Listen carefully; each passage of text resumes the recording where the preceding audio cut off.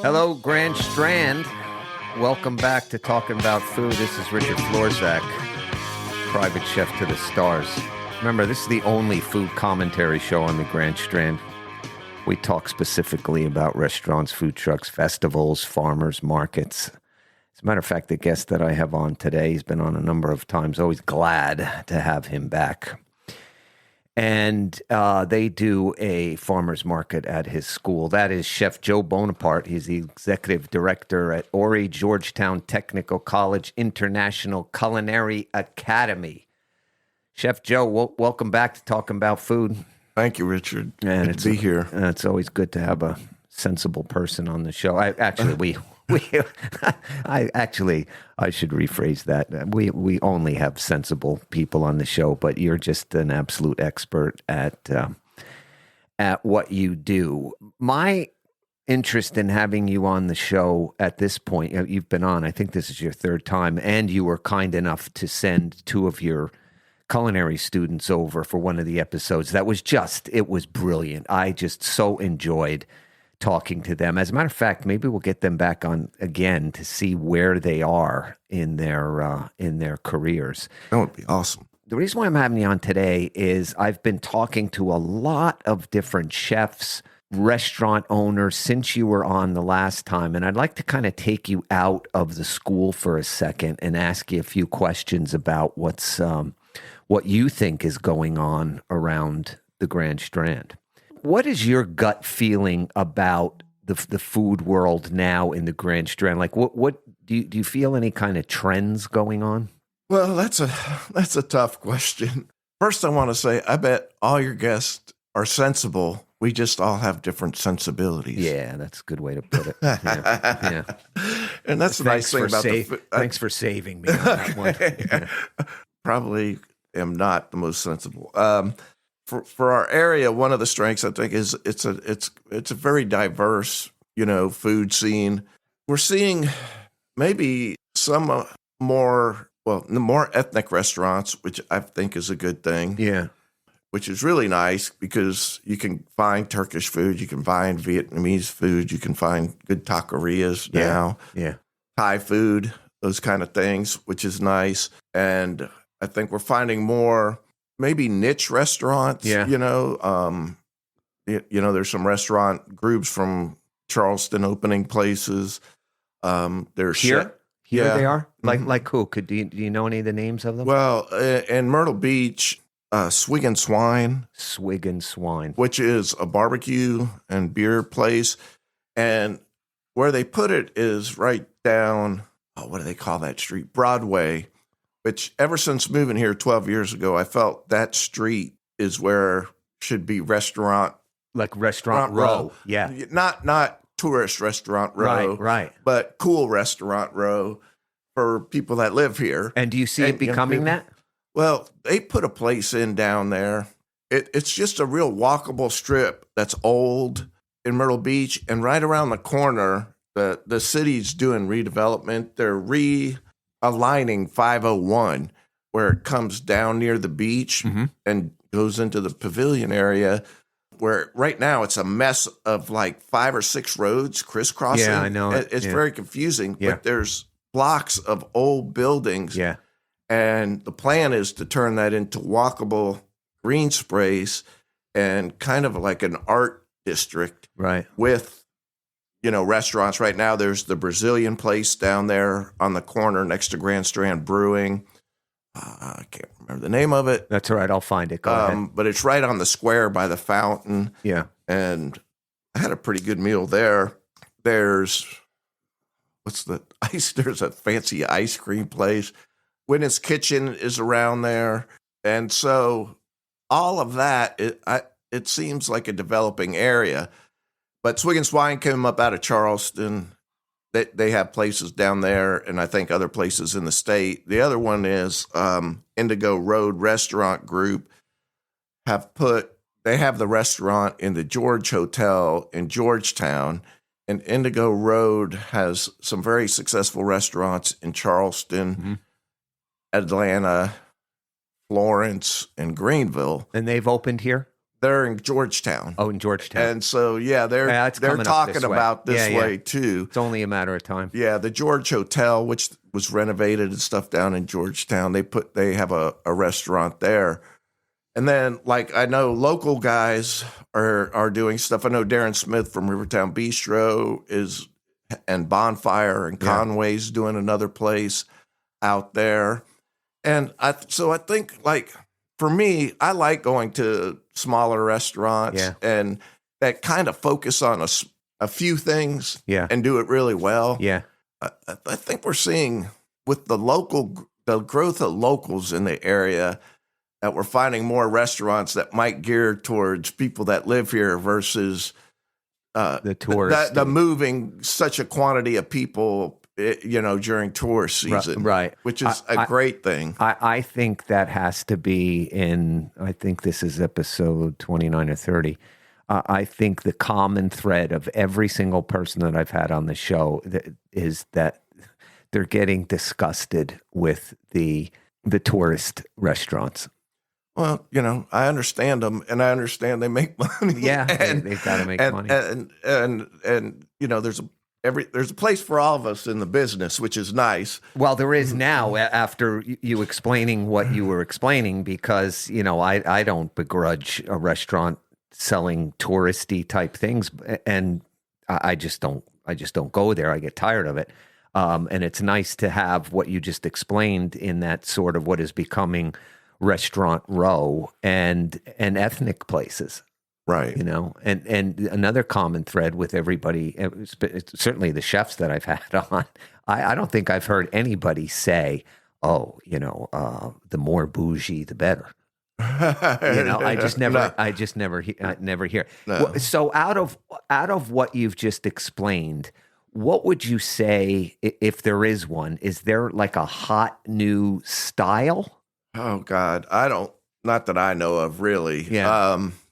Food's always changing. I think the last big thing I was familiar with was, like Korean infusing into everything. But what I think for me, a lot of the people I talk to and a lot of the chefs I deal with, and part of what I see is, chefs really understanding, and really business owners, that if 40% of food is what goes to waste, that means, well, we can do a much better job at, we can reduce waste, we can make more money because we're utilizing product in more innovative ways and more thoroughly. Right. And so that is what I'm seeing quite a bit of. It's something when I went and presented in Greenville to the Southeast Association of Health Inspectors, for no better term, that it was food safety inspectors from the Southeast region. And, like fermentation, people are seeing, they're finding on social media what people are doing all over in niche stuff. So you see a lot more like fermentation, people fermenting vegetables or making something they call koji, which is growing a mold, spore, and then using koji to ferment like scraps of food. Wow. And make something called garum, which is kind of like fish sauce, but without the fishy taste. Right. If you use meat or vegetable to produce it, and use it as a flavor enhancer. You see a lot of people, they're using, of course, sous vide's not new anymore, but you see people using it a lot of settings. Yeah, smaller restaurants will do it doing as well. it, yes, accurately control cooking temperatures and have consistency. Right. I think the trend is, in a broad sense, is just more people want good food. Seems like less people cook at home and eat out. Right. So you could honestly say then the restaurant scene is growing. I think it is. Yeah. Because even the short bit of time, you've been here much longer than me, in the short period of time that I've been here, I've noticed places popping up that, I didn't necessarily expect to see. like some of the ones that you pointed out earlier, Turkish, taquerias, that kind of thing is getting popular, which I didn't notice when I first got here. So I'm assuming you're liking, because my next question was going to be, where would you like it to go? For me, and because I'm in the education part of it now and in trying to supply restaurants with workers, Right. and people that want to make a career out of this and a livelihood, you know, the history, there's plenty of movies and books and things that depict the dark side of restaurant life. Yeah, right. There's also ways to run a restaurant that is positive, can be a nice work environment, and Right. it's people who enjoy hospitality and working with food. And so for me, restaurants that are run like a professional organization, Yeah. even if it's a couple guys Right. or, you know, a handful of people, it doesn't mean suit and ties being fancy or anything. Yeah. But it's, you know, running a professional organization, respect, paying people well, having a clean working environment, not yelling and screaming at people. And so for me, like, and doing food that's wholesome and of good quality, Yeah. no matter what it is, whether it's a taco or it's filet mignon and foie gras. Well, two things that came to mind when you said that. Number one is you're helping learn from the mistakes of those dark sides of restaurants that we've seen and read about, right? Yeah, oh yeah, I've been yelled at plenty. Yeah. and grabbed. And, Yeah. you know, I didn't get hit in the kitchen, but I got stuff thrown at me, grabbed. You know, Yeah. cursed at plenty of times and whatever. It's gonna happen. Grabbing people, throwing stuff, telling them they're stupid Or and throw slower. yeah, you know. Yeah.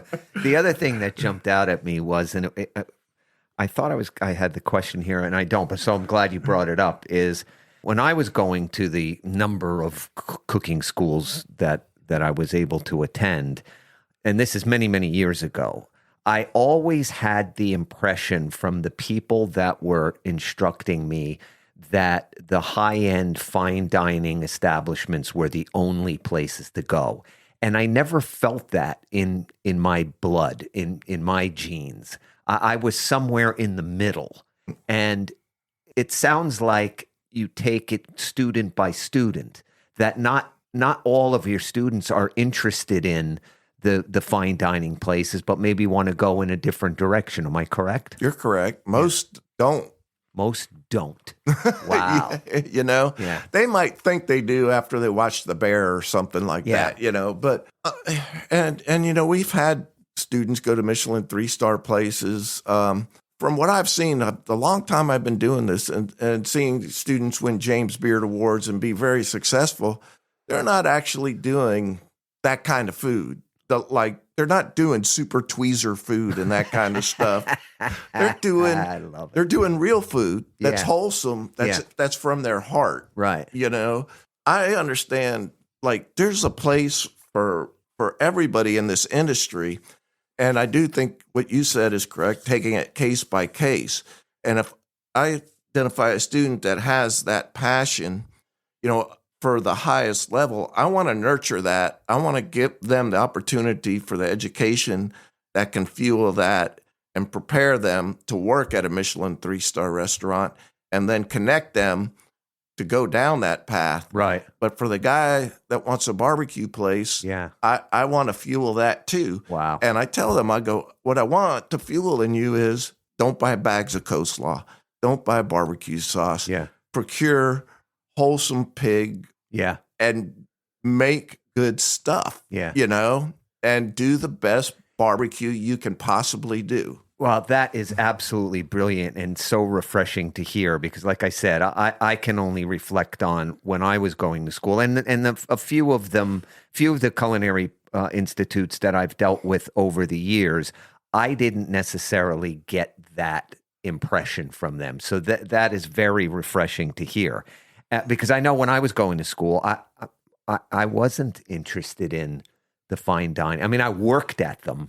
You know, I was room service waiter at the Hotel Bel Air, which was incredible experience around the fine dining place. But it's not what I wanted to do. I always felt intimidated in school to tell an instructor, this is the direction that I want to go, for fear that I was going to be looked down upon. And as you can see by what Chef Joe just explained, nobody has to fear that. And I, for me, you brought back memories. Like when I went to culinary school, I had not a clue what Michelin dining was. I loved food. I grew up in Italian, French, one half Italian family, always cooking, everything, all family stuff centered around food. From New Jersey Italian stuff. Yeah. Moved to Texas, Tex-Mex for years. I go to California. I love food. I made pizza, Yeah. I worked in a pizza joint. Right. And before I went to culinary school, I love cooking. I go and there's Austrian and French instructors, and it was like completely foreign to me. Yeah. And I really couldn't relate. And it took a while of working, seeing, and it wasn't like flipping a switch with me. It was exposure and learning and being like, oh, well, this is cool. Yeah. And then also looking at the highest level, and then, okay, how can I go backwards to having if I want a food truck, right? That is the best freaking food truck. Yeah. Or the best 30-seat restaurant. Just started real food, but then learning about these places and, 40 years of the industry and learning and doing. The coolest thing is to apply really great standards to whatever it is. Even I don't want to say even, because food trucks are a great industry that's happening now all over. But that makes perfect sense. You struck a nerve when you said Austrian instructors, and I think I've told this story before, that I studied under an Austrian chef for a while, and at the end of the semester, he opened it up for questions from him. And I asked him, I said, what was the best meal you ever had? Now, this was a guy who worked all throughout Europe in 5-star hotels, executive chef across Europe. And without missing a beat, he said, I was in Washington State at a pub where they had fresh off the boat, steamed king crab with a side of French fries and an ice cold beer. That was his most memorable meal. That's awesome. So there's something to be said about that. What's happening at Horry Georgetown Technical College International Culinary Academy as we speak? Well, right now we have students. We have farm to table class going on, and we have students down at the Polly's Island Community Garden. Yeah, gathering vegetables and seeing what they do down there. Yeah, and then they're going over to Brook Green Gardens, and they're going to do the little marsh tour and learn about the rice culture of the area and what plantation life was like and harvesting rice when it was all done manually with slaves. Yeah, but see that and then come back to the school, get organized. And do you have the farmers market through the summer? We do. Wow. And right now is a great time for the farmers market, man. Tomatoes. My backyard's so shady. We grow some herbs. Yeah. But tomatoes I can't grow in my yard. Or maybe I just don't have a green thumb. But whatever. Yeah. But I told my sister yesterday up in Greenville, because they have beautiful tomato plants. And I'm like, yeah, I spend about $25 a week on tomatoes from the guy at the market. They're heirloom, all different kinds. Wow. They're beautiful. And what day of the week is that? Every Thursday, noon to 3. But yeah, it goes on all summer. Now's a good time, but local lettuces are just finishing because of the heat. Right. But then you got the other summer stuff coming in. Yeah, beautiful. Every Thursday. Yeah, 12 o'clock. 12 o'clock till 3 o'clock. Yeah. Can you tell me, one of your students was telling me about the program that supports students financially. Yeah, yeah.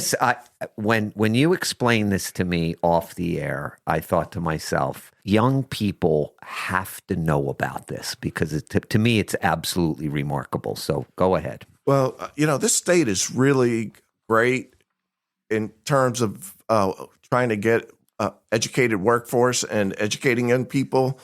I think there might be some misconceptions about that, but people can go to school in this state for a very reasonable price to a state school, any of the state schools. There's scholarships available, and one of the programs in the state is Life Scholarship. A student that is a South Carolina resident, graduates from a South Carolina high school, and has a 3.0 or above, is automatically eligible for this Life Scholarship, and it's $5,000 a year. Wow. And so...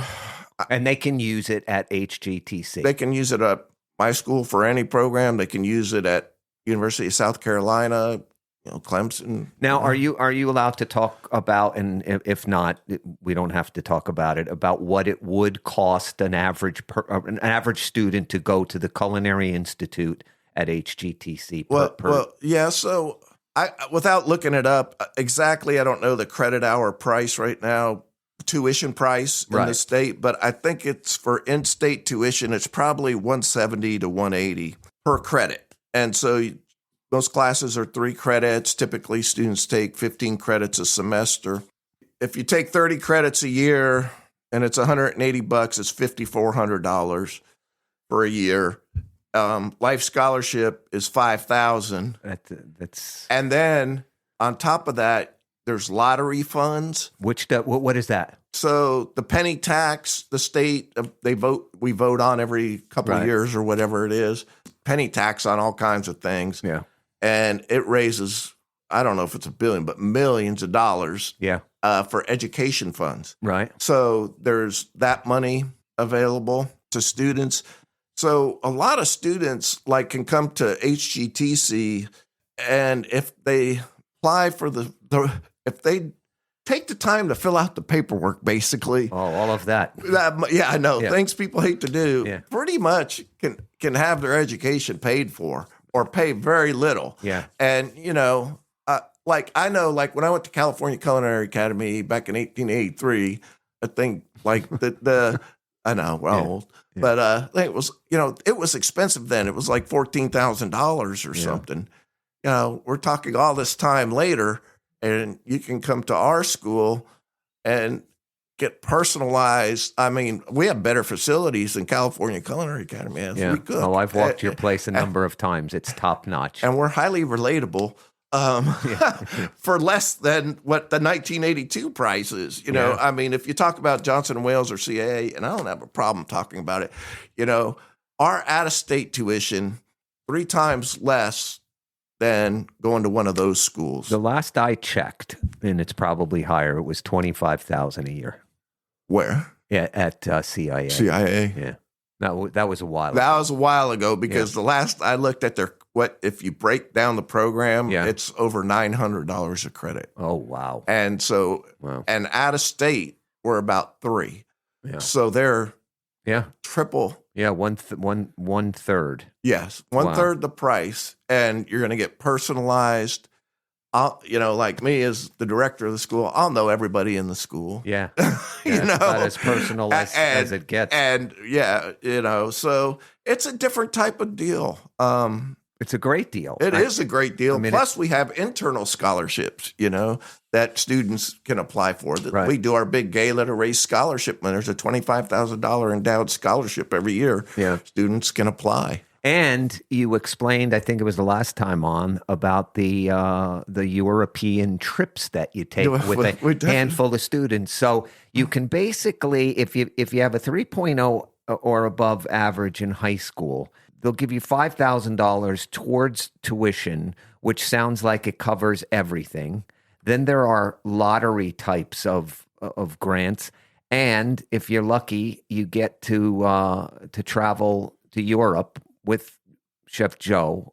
Last time. I mean, it's a no-brainer. And anybody that's even remotely interested in having a career in the culinary arts, I'm saying it's a no-brainer. You gotta check this out. Just fill out some paperwork. It's not that hard. It's a good deal. The school I worked for before here for the 2-year education was between $60,000 and $70,000, and we have better facilities than that $60,000 or $70,000. Yeah, and you have a great placement. Oh yeah, Placement. anybody that wants to work. And the thing is, we use great products. Our students cook a lot.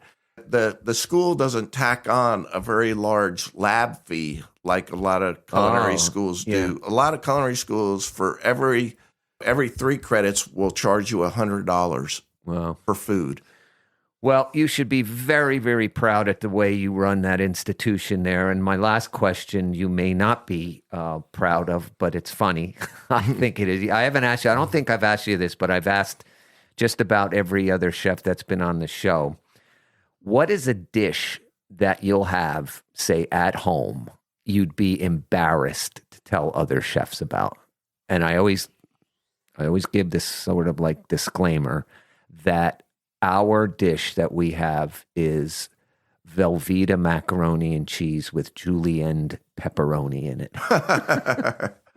I think you've asked me before, and when you say that, it makes me think of Velveeta, chili con cake, and rotel. I love it, but I'm not really embarrassed by it.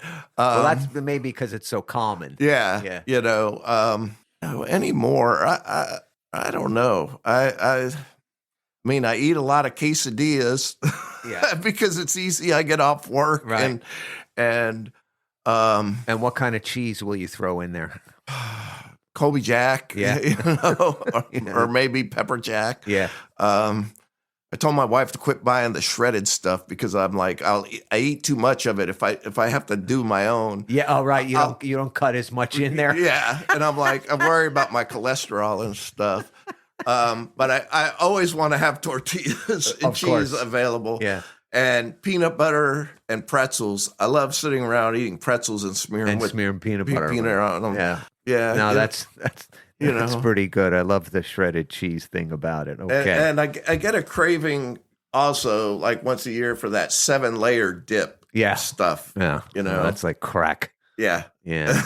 That stuff is good. Yeah. Well, there you have. Talk about a spectrum of food interests. That is Chef Joe Bonaparte. He's the executive director at HGTC, International Culinary Academy. And if you or any member of your family or friends are interested in the culinary arts, you cannot lose with the International Culinary Academy that we have here. Chef Joe, thank you so much for coming in again. Very inspirational. Thank you.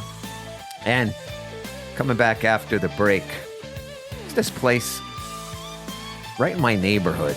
I should ask Joe about this, but maybe we'll talk about it off the air. It's called the Carolina Tavern, and it's right in our neighborhood here. Never been there before until last week. Very interesting place. I'll catch you on the other side.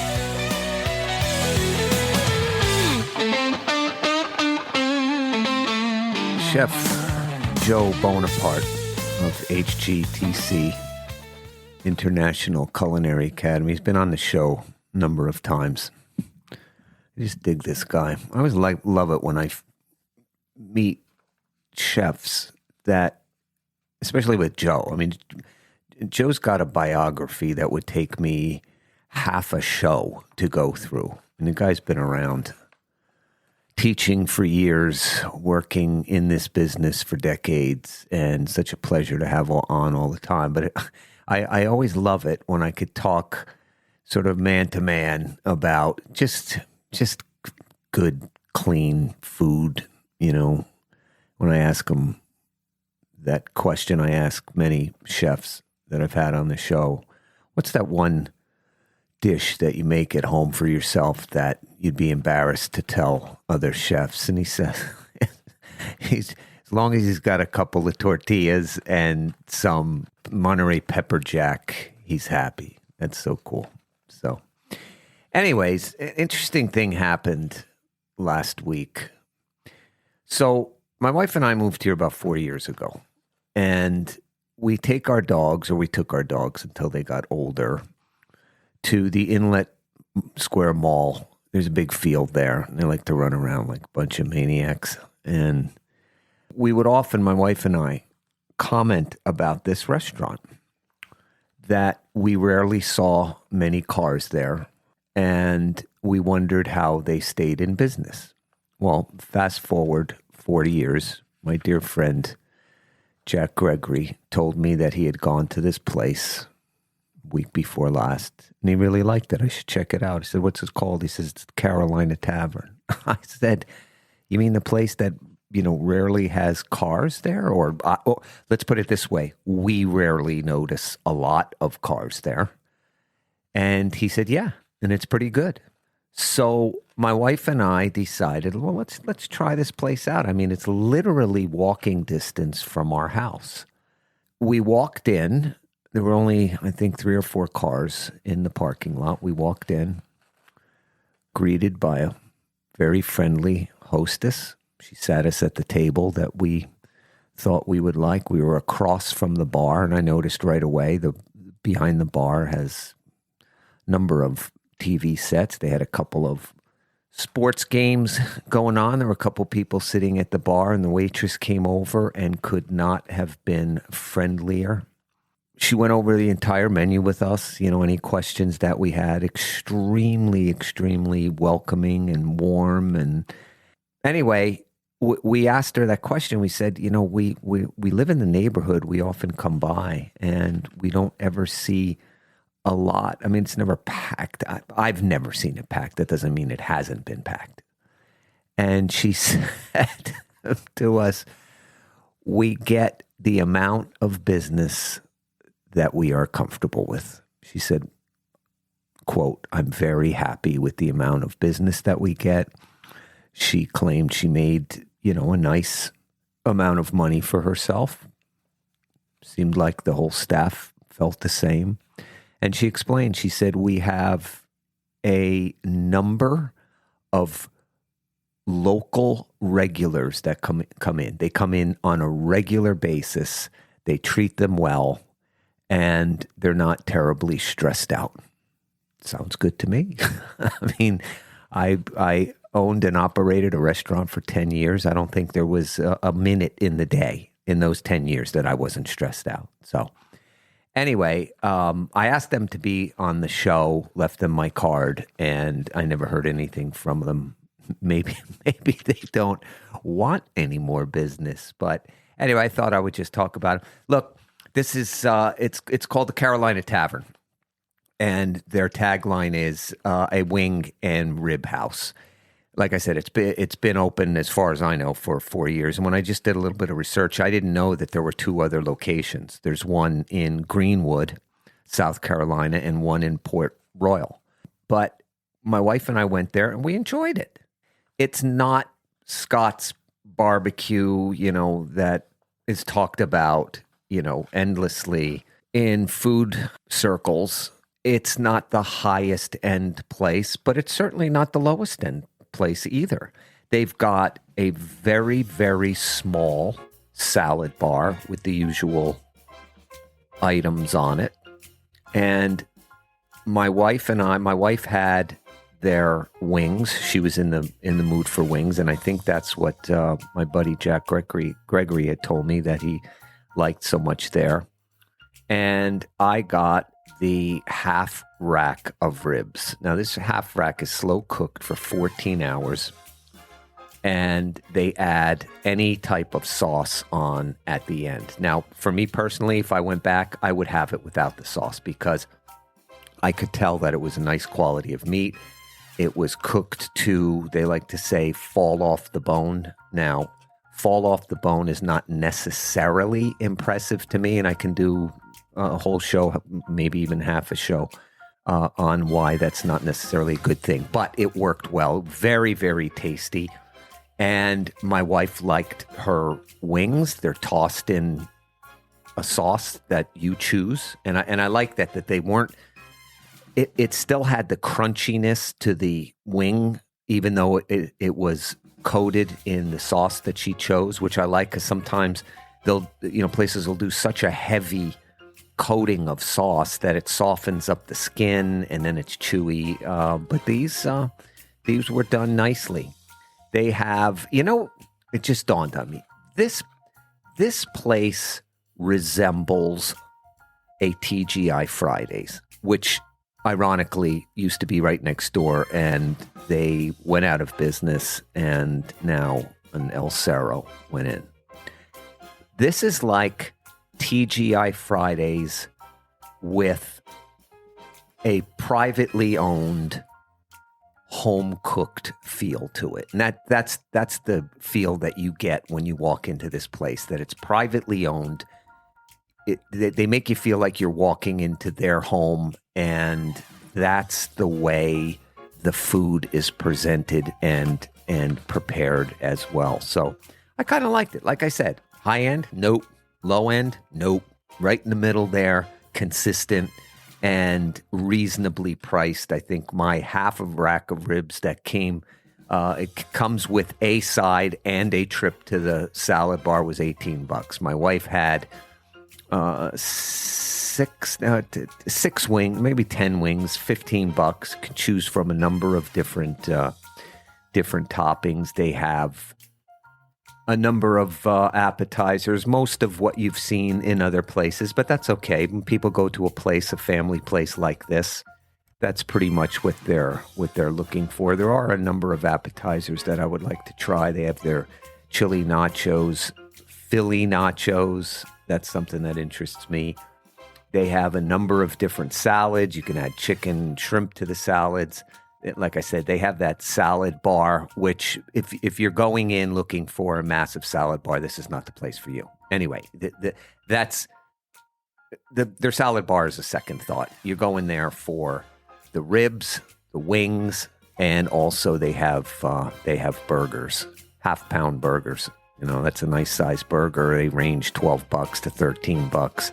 It comes with French fries and the usual suspects, but give it a shot. They are Carolina Tavern, a wing and rib house. They're at 852 Mall Drive in Murrells Inlet. Tell them the private chef to the stars sent you there. See if you guys like it.